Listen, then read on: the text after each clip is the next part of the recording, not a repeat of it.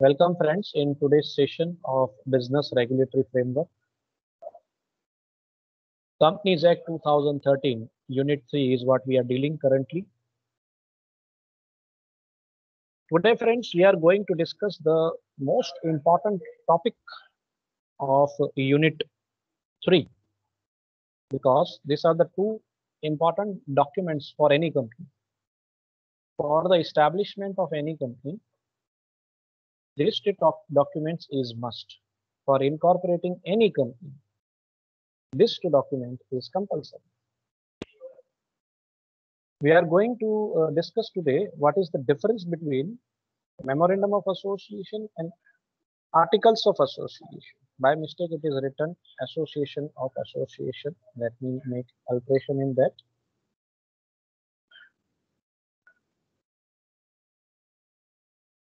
So we are going to discuss what is the difference between Memorandum of Association and what is the difference between Articles of Association.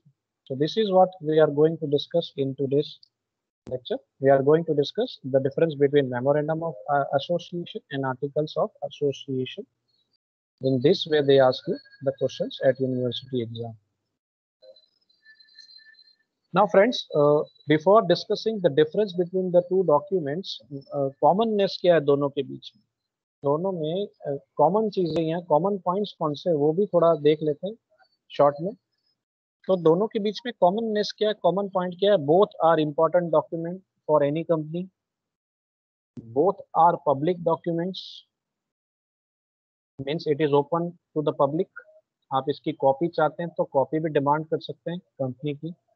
Company में से आप ये copy demand कर सकते हैं, आपको मिलेगी. उसकी रजिस्टर ऑफिस पे जाके आप इसको डिमांड कर सकते हैं. ऑनलाइन भी अप्लाई कर सकते हैं for having the copies of memorandum of association in articles of association of any company.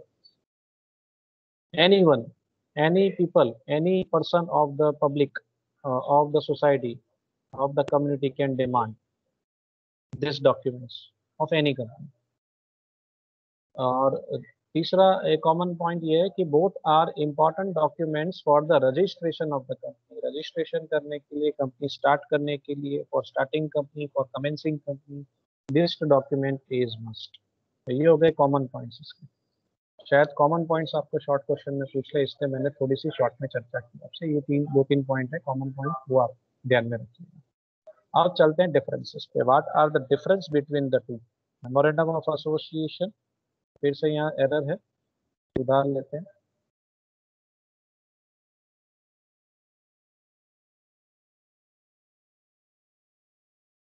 So now let us try to discuss what is the difference between Memorandum of Association and Articles of Association. Let us try to understand it. Meaning क्या है Memorandum और Articles का, वो समझ लेते हैं. Memorandum of Association is a charter of a company determining constitution and the activities of the company. एक तरीके से सर ये कंपनी का overall work, area of work, एक रीजन, एक लिमिट, एक बाउंड्री क्लियर करता है कि कौन सी एक्टिविटीज कंपनी करने वाली है. What are the activities the company is going to deal with.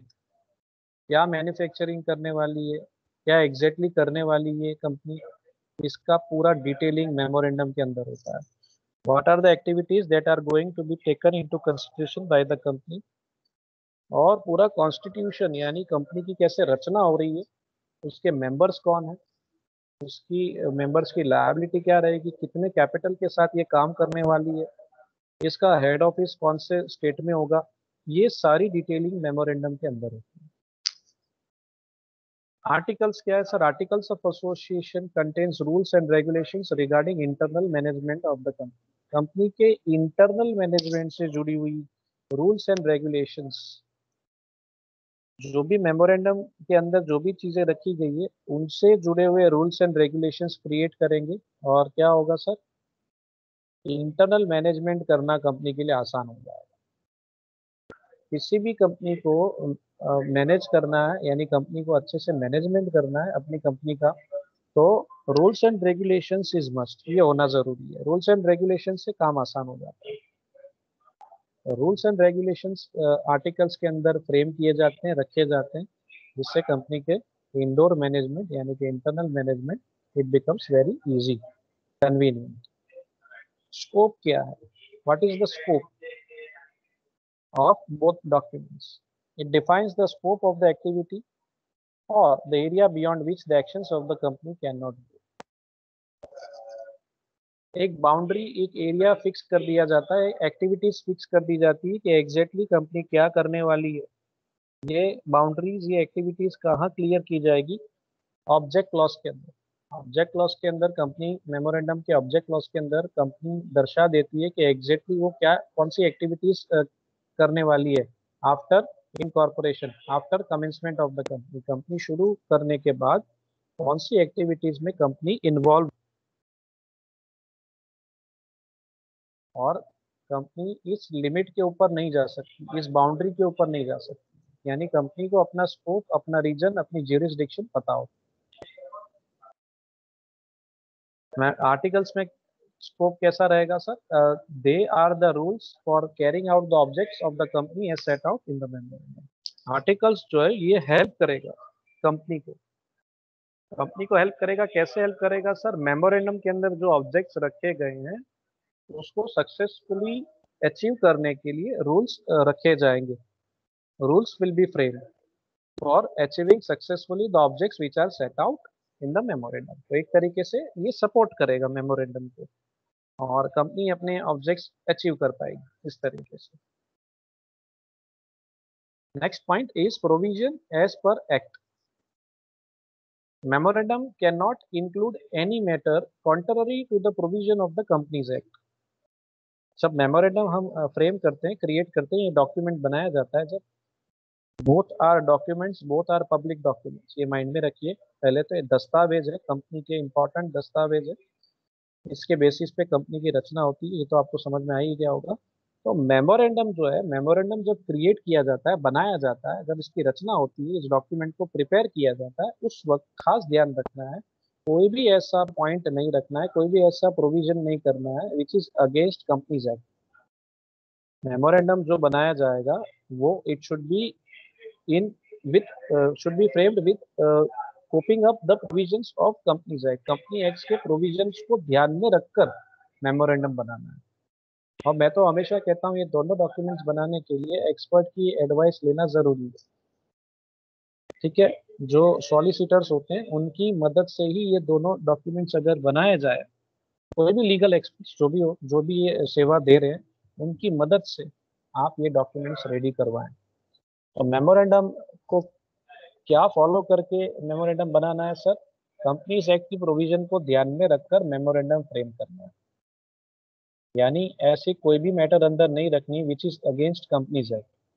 Companies act की कोई भी रूल्स को वायोलेट करे, ब्रीच करे, वैसे मैटर मेमोरेंडम में नहीं होनी चाहिए। यानी इन्होंने सिर्फ कंपनीज एक्ट की प्रोविजन को ध्यान में रखना है, जबकि आर्टिकल्स को दोनों दो चीजों को ध्यान में रख के बनाना है।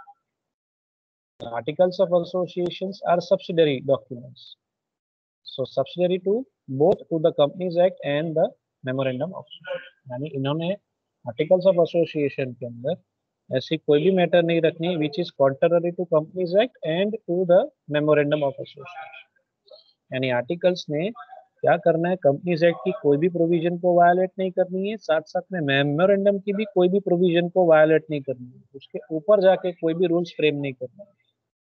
यानी आर्टिकल्स जो हम प्रिपेयर कर रहे हैं, जो भी एक्सपर्ट प्रिपेयर कर रहा है, उन्होंने कंपनीज एक्ट की प्रोविजन को ध्यान में रखना है, साथ साथ में मेमोरेंडम में जो दर्शाया गया उसको भी ध्यान में रखकर आर्टिकल्स फ्रेम करना है।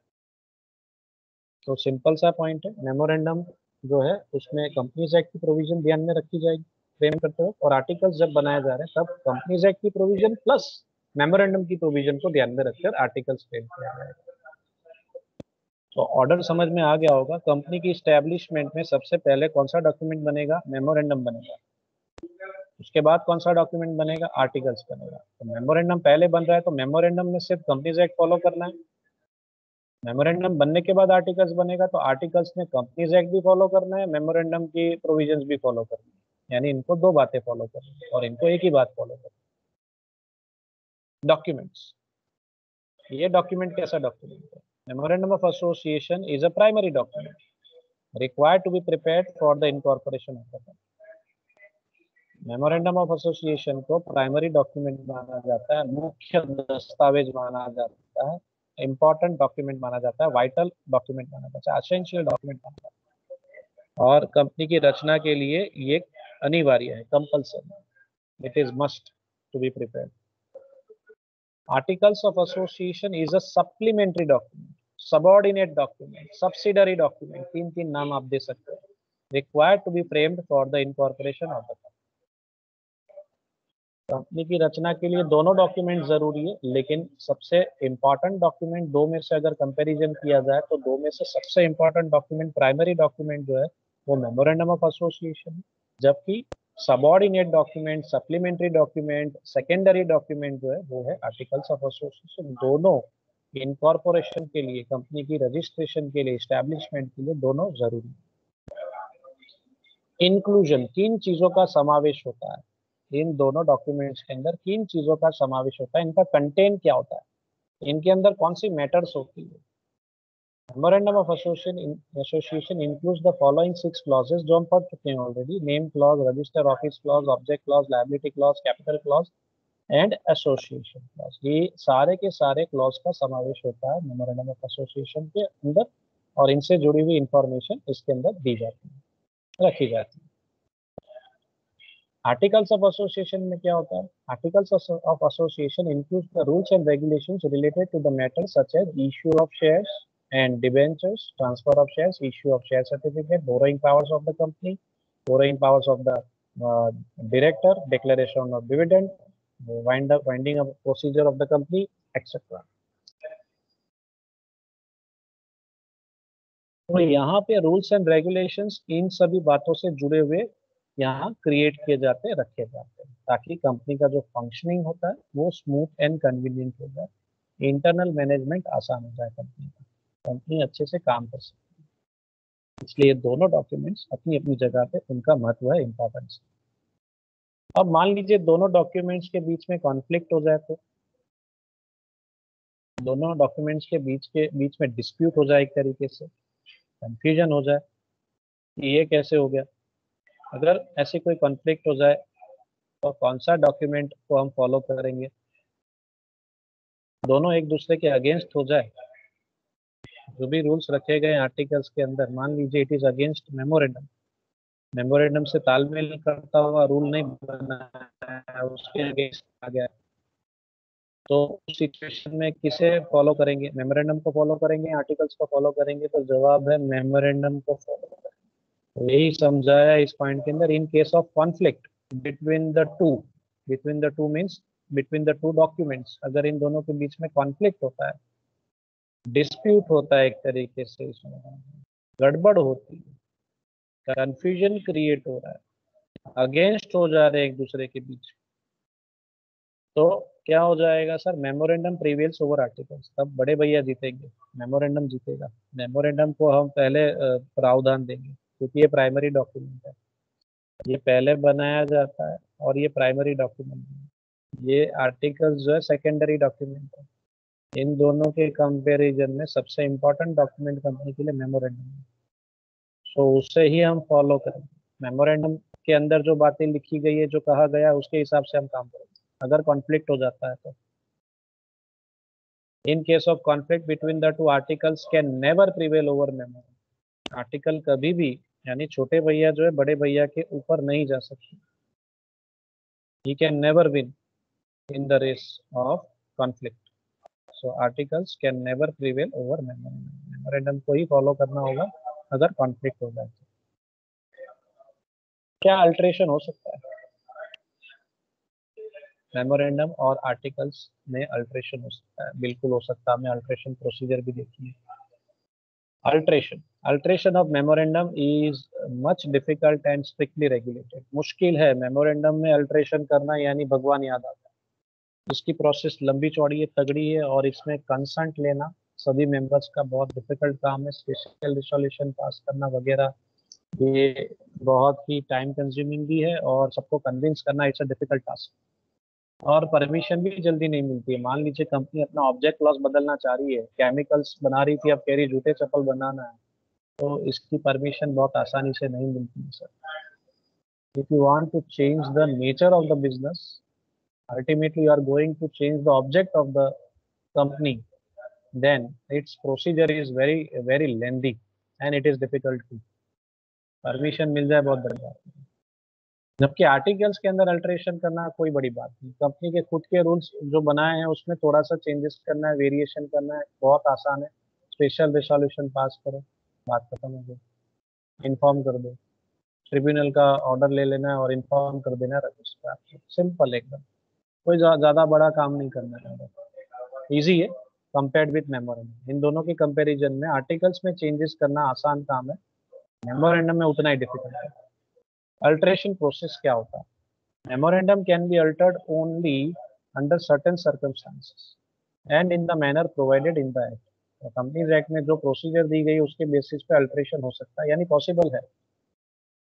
और ज्यादातर केसेस में क्या करना होता है, सेंट्रल गवर्नमेंट का अप्रूवल लेना पड़ता है, परमिशन लेनी पड़ती है अल्टरेशन के लिए, जो सबसे डिफिकल्ट काम है। In most of the cases, approval of central government or court is required, and also to pass either ordinary or special resolution in the general meeting. यानी अप्रूवल लेके काम करना है और रिसोल्यूशन भी पास करना है साथ साथ में। यानी ये सब प्रोसेस तो सेम ही है दोनों में, कोई डिफिकल्ट का यानी प्रोसेस में कोई वेरिएशन नहीं है। लेकिन मेमोरेंडम में चेंजेस करने के लिए जो परमिशन लेनी है सेंट्रल गवर्नमेंट से, वो इतना आसानी से इतना इजीली मिलता नहीं है। और खास करके जो रिसोल्यूशन पास करने उसमें भी मेंबर्स जल्दी रेडी नहीं, कंसर्न देने के लिए ज्यादातर रेडी नहीं होते।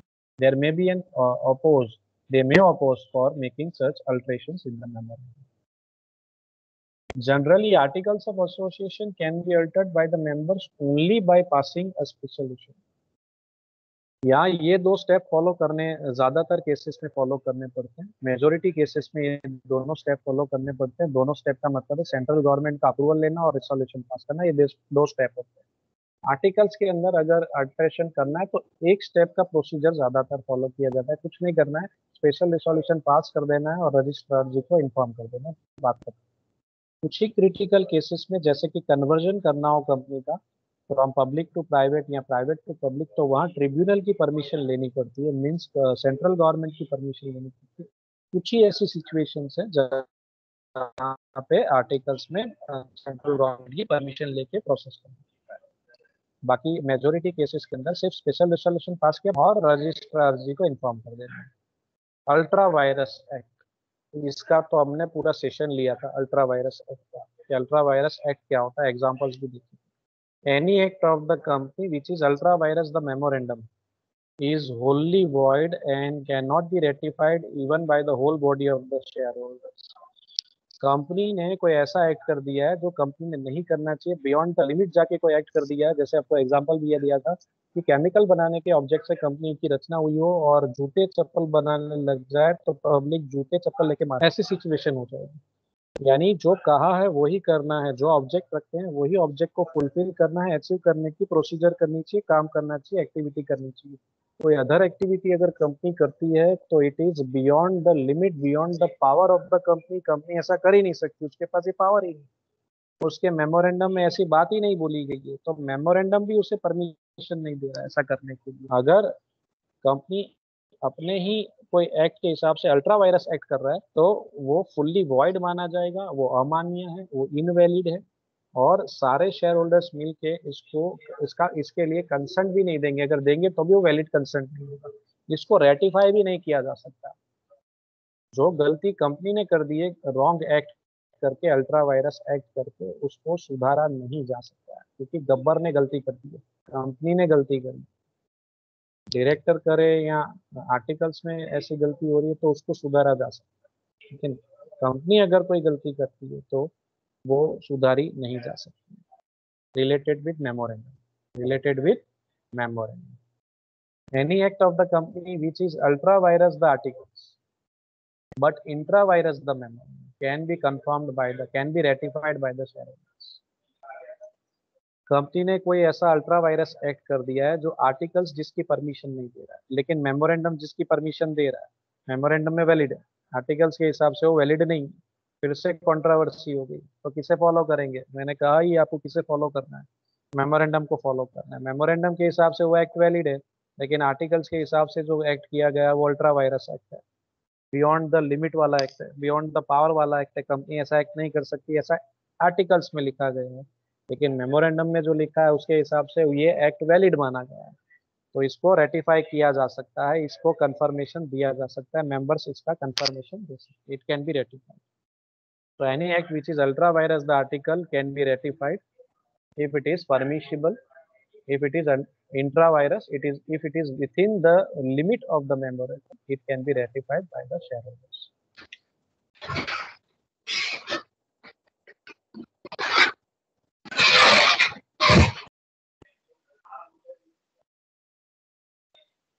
आखिरी पॉइंट पे चलते हैं, relation.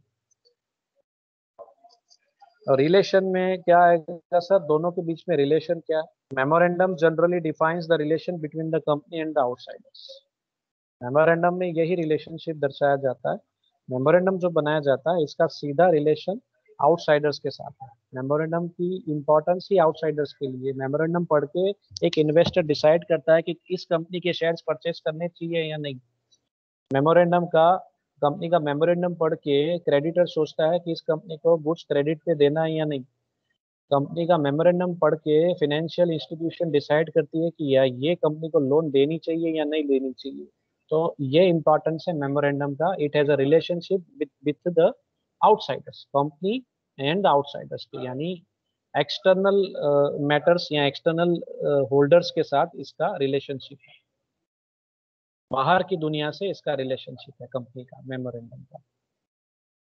The articles regulate the relationship between the company and its members and between the members inter se। यहाँ जो रिलेशनशिप है आर्टिकल्स का, जो रूल्स एंड रेगुलेशंस फ्रेम किए गए वो इंटरनल मैनेजमेंट के लिए है। तो ये रूल्स एंड रेगुलेशंस किससे जुड़े हुए होंगे? कंपनी से जुड़े हुए होंगे, उसके मेंबर्स से जुड़े होंगे। यहाँ it may be relationship between the members and members, members inter से, यानी एक मेंबर का रिलेशनशिप दूसरे मेंबर के साथ कैसा रहेगा, ये रूल्स एंड रेगुलेशंस दर्शाएंगे आर्टिकल्स के अंदर। इसके संदर्भ में रूल्स एंड रेगुलेशंस आर्टिकल्स के अंदर। सो आर्टिकल्स के अंदर जो रिलेशनशिप है कैसा है? इंटरनल रिलेशनशिप है, जबकि मेमोरेंडम में कैसा रिलेशनशिप है? External relationship. So memorandum reveals external relationship with the outsiders of the outsiders and the company, while articles reveals the relationship as internal relationship with company, within company, company and its members, and between the